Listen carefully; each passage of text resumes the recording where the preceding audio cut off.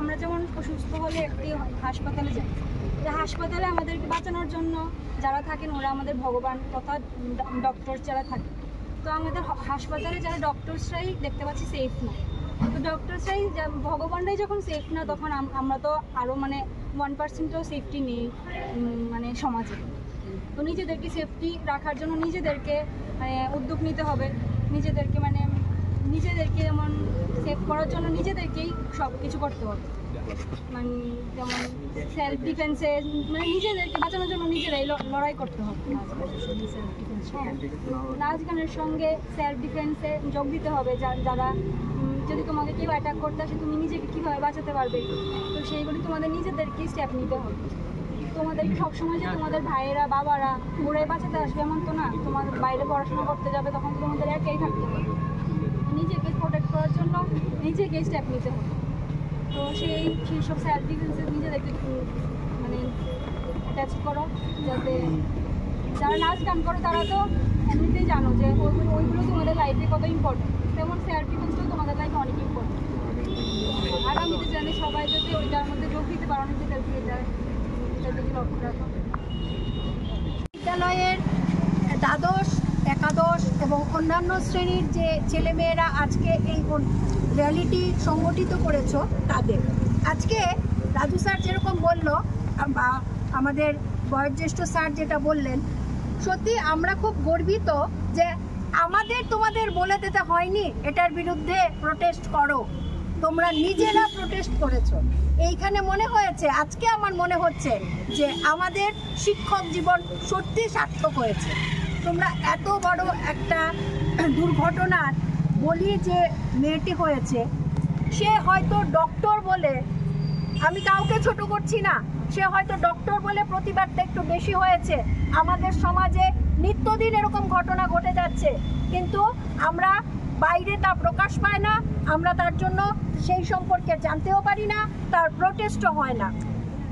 তাই আমাদের এখন সর্বাগ্রে মাথায় রাখতে হবে যে এখানে ছেলেরাও আছো, মেয়েরাও আছো, আমরা সবাই সবার পরিপূরক হব, আমরা সবাই সবাইকে রক্ষা করব। এমন নয় যে শুধু মেয়েরাই টিজিং বা অন্যান্য অত্যাচারের শিকার হয়, সমপরিমাণে ছেলেরাও হচ্ছে। বিভিন্নভাবে একটু কমজোরি, দুর্বল, শাই ছেলেটিও কিন্তু এই মেয়েটির মতোই অনেক সময় অনেক রকমভাবে অ্যাবিউজ হচ্ছে। তোমরা, আমি জানি, আমাদের স্কুলেও আমি দেখি অনেক সময় তাকে একটা কটু কথা বলা, তাকে নিয়ে ব্যঙ্গ করা, এটাও কিন্তু এক ধরনের অপরাধ। সুতরাং আজকে থেকে আমরা শপথ নেব যে এই ধরনের অপরাধের সাথেই আমরা হব না, বরং আমরা সবাই মিলে এই ধরনের কুকর্মের প্রতিবাদ করব। আমরা আমাদের ফ্যামিলিতে, আমাদের ঘরে আমাদের মেয়েটিকে বলি সন্ধ্যার আগে ফিরে আসবি। আমরা ঘরে কেন বলি না ছেলেটিকে সন্ধ্যার আগে ফিরে আসবি? আমরা কেন ছেলেটিকে জিজ্ঞেস করি না সন্ধ্যার পরে কোথায় ছিলি, কি করেছিলি, কার সঙ্গে ছিলি? আমরা কেন জিজ্ঞেস করি না? সেটা আমাদের ব্যর্থতা। সুতরাং আমাদের ঘরে যদি ছোট ভাই বোন থাকে, আজকে থেকেই আমরা জিজ্ঞেস করবো ভাইটিকে, কোথায় গিয়েছিলি, এতক্ষণ কোথায় ছিলি?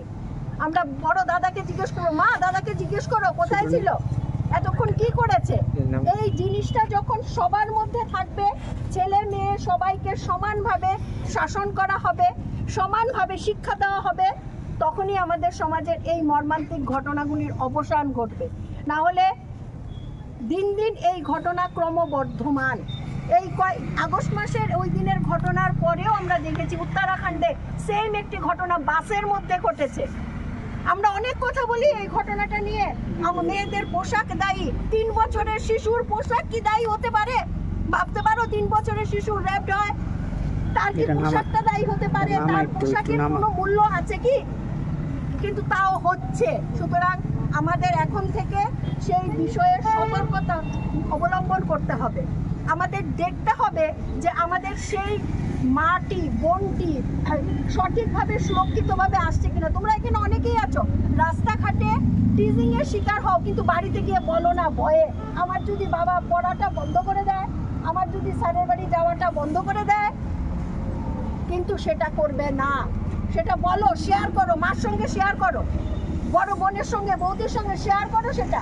তাহলেই তোমরা সমাজের এই কুপ্রথা থেকে, আমি এটা প্রথা পরিণত হয়েছে, সেটা থেকে আমরা মুক্তি পাবো। স্যার আরেকটা খুব ভালো কথা বলেছেন, ড্রাগস নিলে কি হয়, আমাদের মস্তিষ্ক কি হয়, কাজ করা স্বাভাবিক কর্ম বন্ধ করে দেয়।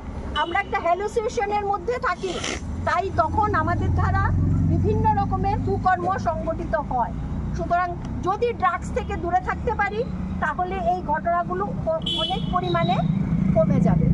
আমি আশা করব আমার সোনামুড়া ইংলিশ মিডিয়ামের সমস্ত ছাত্রছাত্রীরা আগামী দিনের সূর্য উদয় আমাদের দেখাবে।